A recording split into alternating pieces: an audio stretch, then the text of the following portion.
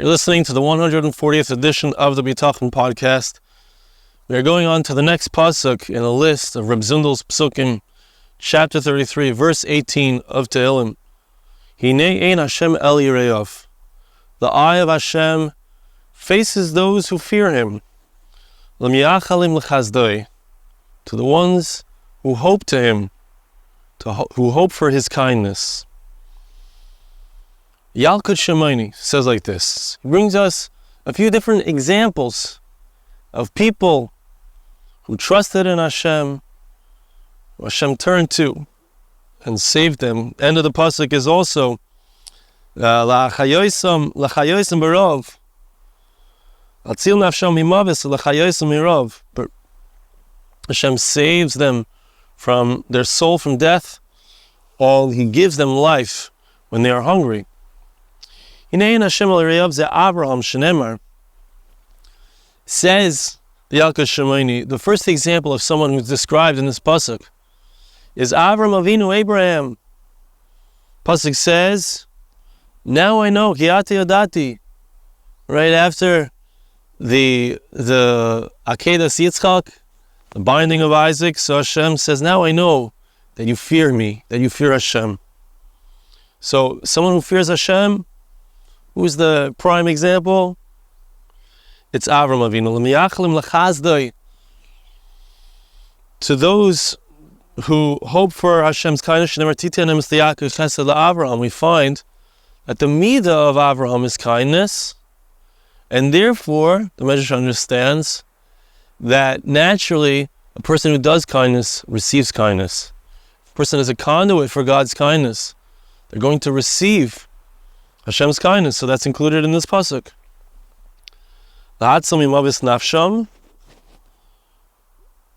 In order to save their soul from death, we find that Avram Avinu was threatened with death. He was chased by Nimrod. He did not want there to be a mention in the world of God. And Hashem provides for this person, the one who trusts in Him, the one who fears Him, even in a time of famine, even in a time of lack.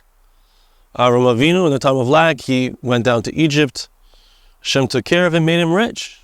Right? He didn't just provide for him, He gave him an incredible amount of wealth. So Avram Avinu is the first example. Interestingly, the Medrash goes on to talk about to Yaakov Avinu, skips Yitzchak. We're going to come back to Yitzchak.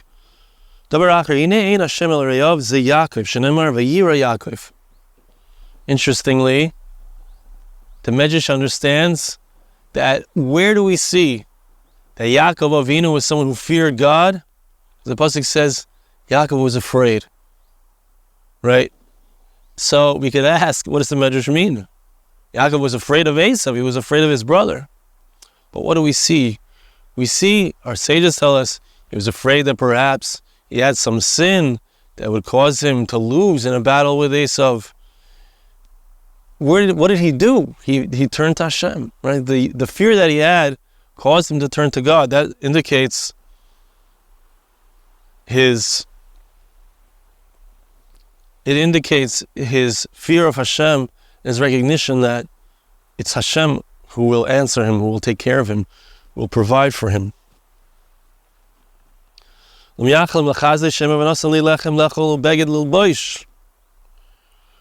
says, what was Yaakov Avinu's request of Hashem? What was his prayer? He said, Hashem, give me clothes to wear.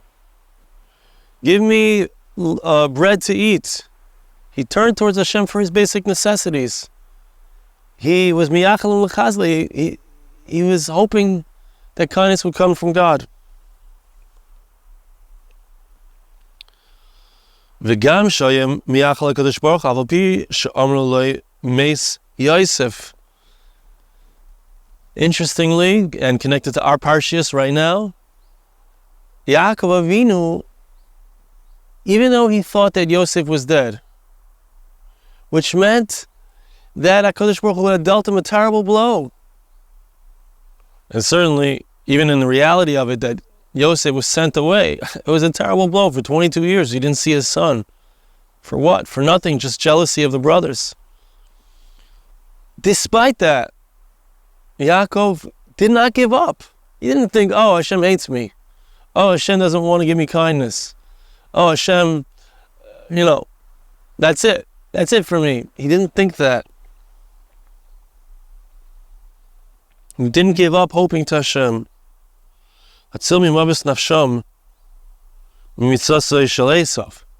Yaakov needed to be saved from the threat of death from his brother Esau. And we see that Yaakov Avinu was saved from starvation in the famine in his times. Hashem had sent down Yosef in order that they should be able to have food, that they should be able to have their needs, that they should be able to be provided for.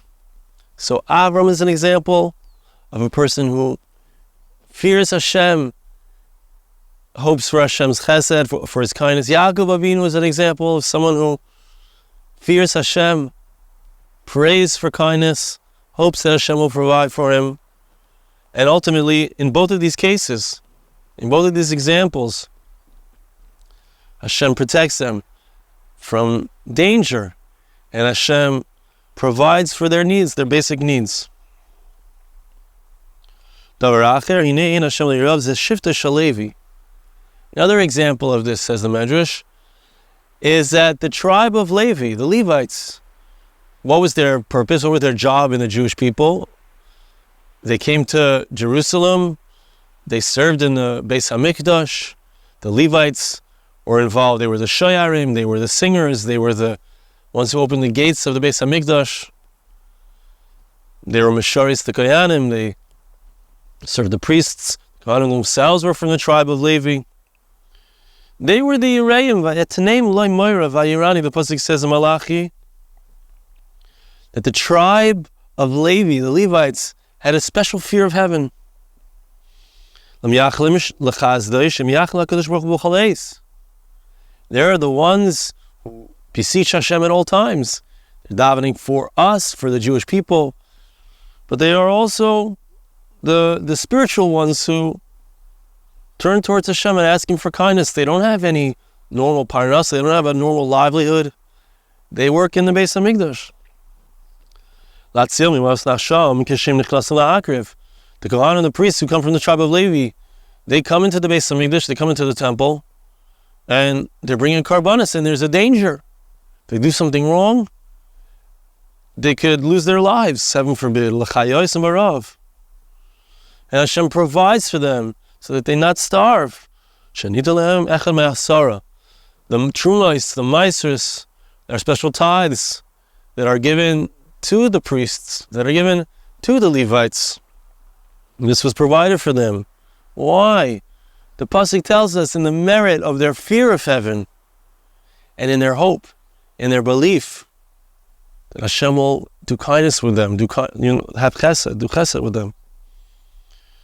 Davar acher, another explanation, another example, El Yerev ze Yitzchak. Who is one who feared HaKadosh Baruch Hu? It's Isaac. Come back to Yitzchak Avinu. And we know Yitzchak was willing to be sacrificed on the altar because he knew his father had been commanded so by God. Interestingly, here it doesn't bring any psukim to prove it, but we know Yitzchak, he was willing to be sacrificed. He placed his hope and his trust in Hashem. We find, and this is apropos for today, for our times, when the children of Yishmael seek our death, seek our destruction. The passuk tells us that Yitzchak was also our great-great-grandfather. He was so sought after by Yishmael, wanted to kill him. The passuk tells us that Hagar saw that he was playing around with the life, that Yishmael was playing around with the life of Yitzchak. The passuk tells us that Yitzchak Avinu, he had planted, and instead of a regular crop, 100 times the regular crop was what he received.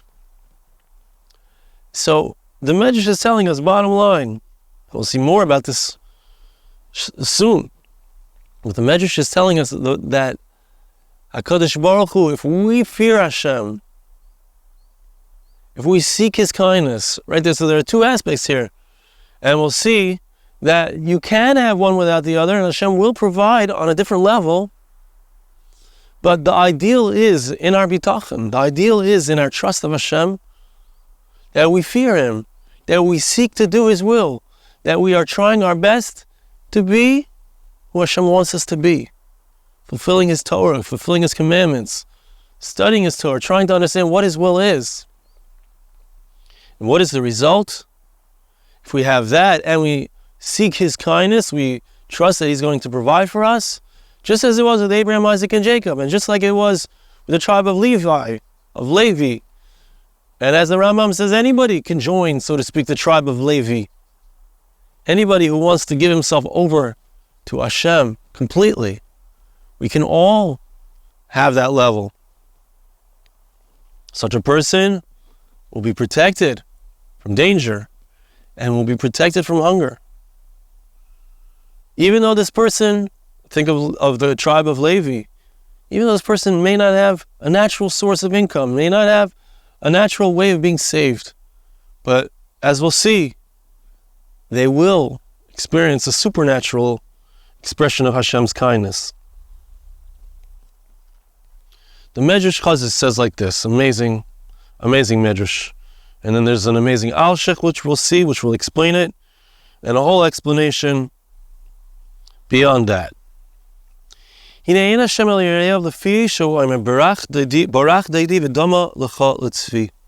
Pasuk in Shir Hashirim, Song of Songs. King Solomon, the passuk says, chapter 8, verse 14, that my beloved ran away. It was like a deer. So, what does it mean? We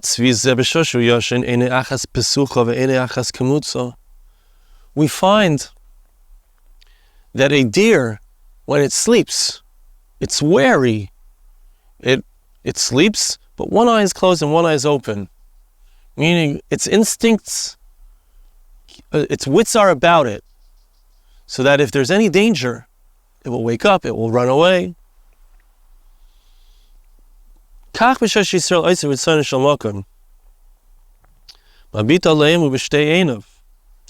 So when the Jewish people are doing Hashem's will and Hashem is with us, He hasn't run away, so to speak, from us. So Hashem looks at us when we are righteous, like this passuk says, Ein Hashem el Yirayev. Hashem looks at us. Interestingly, in our passuk it's a single eye, but in the passuk in Tehillim Lamed Dalet, it's two eyes. Einei Hashem el Tzadikim. The eyes of Hashem look to the righteous. They are looking at those who are righteous. When we're doing Hashem's will, we get full hashgacha, as we'll see. We get full divine providence. But what about when we're not so good? What about where we're not fulfilling Hashem's will fully? Says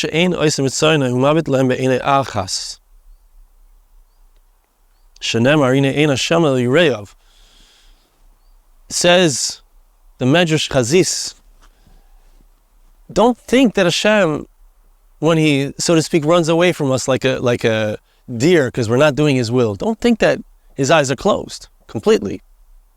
One eye is open, one eye is closed. He's still looking at us with one eye. Ein Hashem el Yireyav. Interestingly, it brings our passuk, which is also talking about those who fear Hashem. But it's one eye, because this is a different level. This passuk is talking about a different level.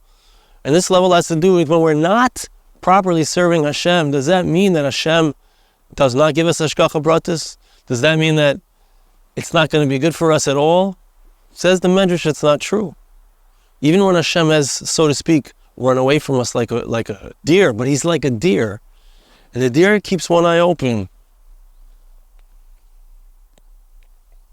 It says the Alshich, Yinevi Medrash Chazis Hikshu, the Kashu Kroya Hadadi. The Medrash is pointing out that there is a contradiction. Because one passuk says that both of Hashem's eyes are looking at us.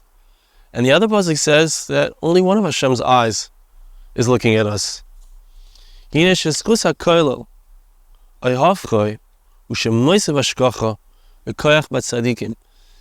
the Al-Shich, the higher level, the greater level of merit is when Hashem puts more hashgacha on us. He looks at us and He gives us more divine providence. And that's the level of that tzaddikim. The righteous, they merit to have full hashgacha, full divine providence. There's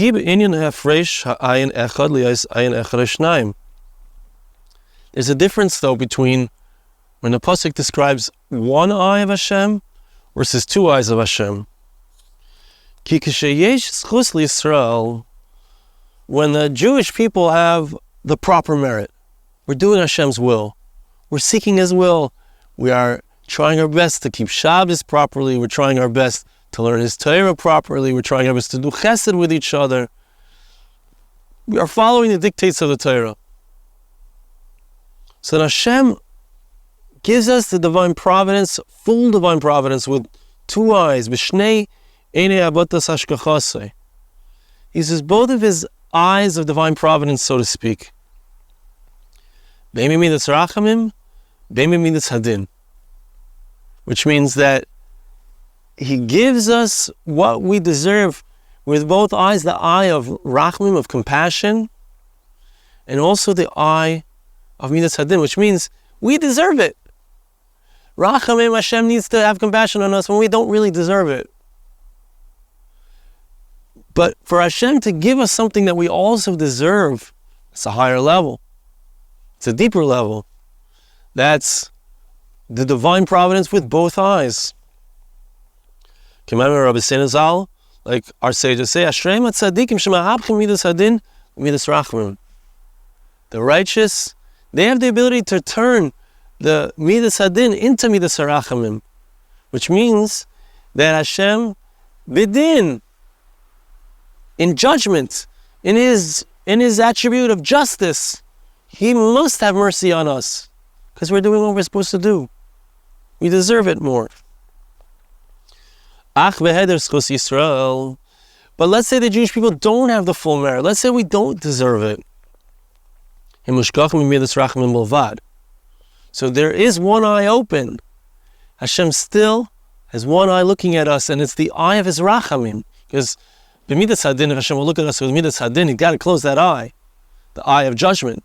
Because if He looks at us with that eye, we don't deserve it. But He has one eye open, and that's the eye of His compassion. Interestingly, so the challenges will come.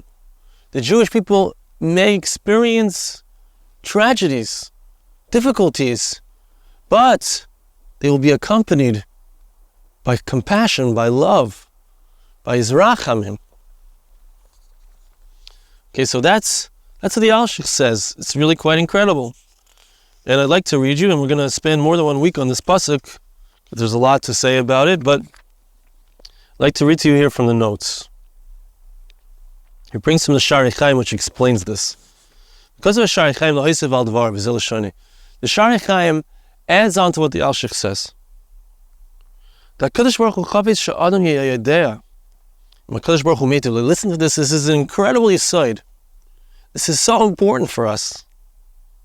Hashem wants us to know that He is doing kindness with us. He wants us to know that He loves us. He's taking care of us. We find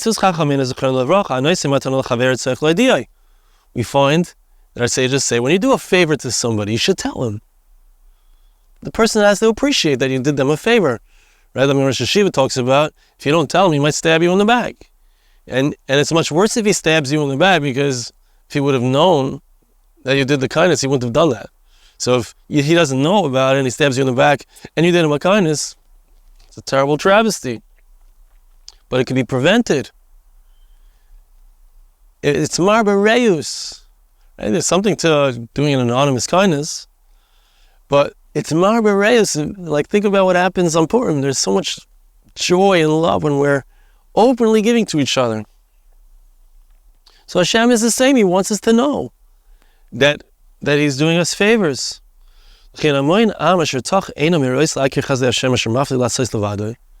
Most people don't realize that Hashem is doing so much kindness with them, or they don't pay attention to it.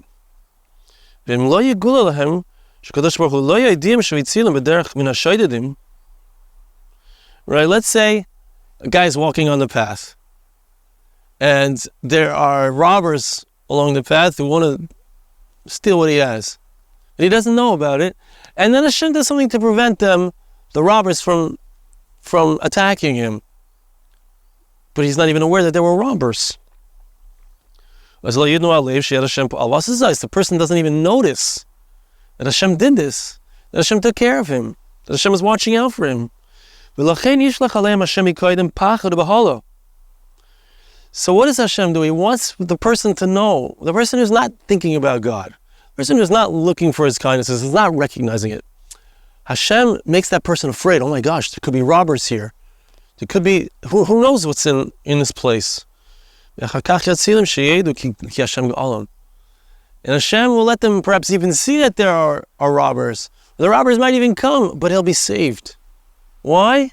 So that they will recognize that Hashem saved them. Hashem wants them to know. But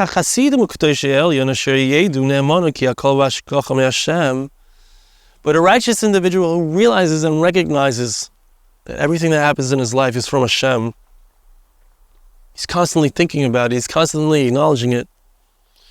Hashem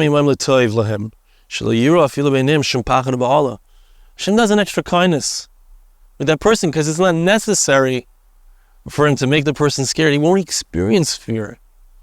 He won't experience confusion. The word ayin, the word eye, which we're using here, the eye of Hashem is on those who fear Him. The eyes of Hashem are on the righteous. So it refers to Hashem's divine providence. So here our sages are teaching us, they're hinting to us, that when we do Hashem's will, if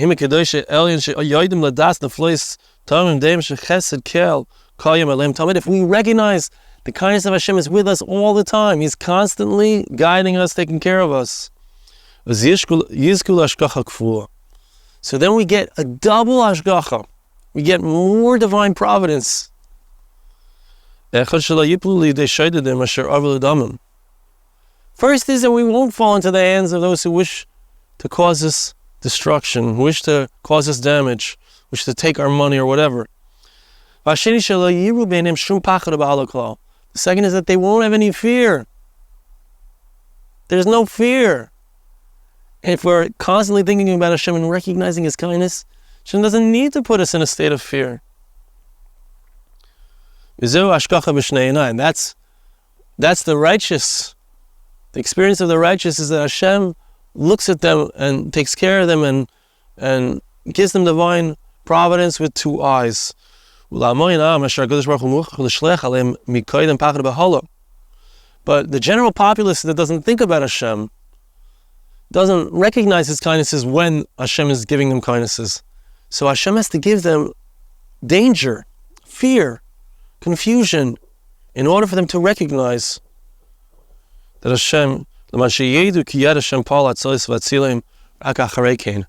so they should recognize that Hashem has saved them and helped them, at least afterwards. That's what the passuk refers to as divine providence with one eye. So, think about it. Let's think about this. Let's take this message to heart. Let's recognize Hashem in our lives. The more we recognize it, the more clear it becomes, the more He shows it to us, and the less it's necessary for Him to wake us up. Thanks so much for listening. See you again next time.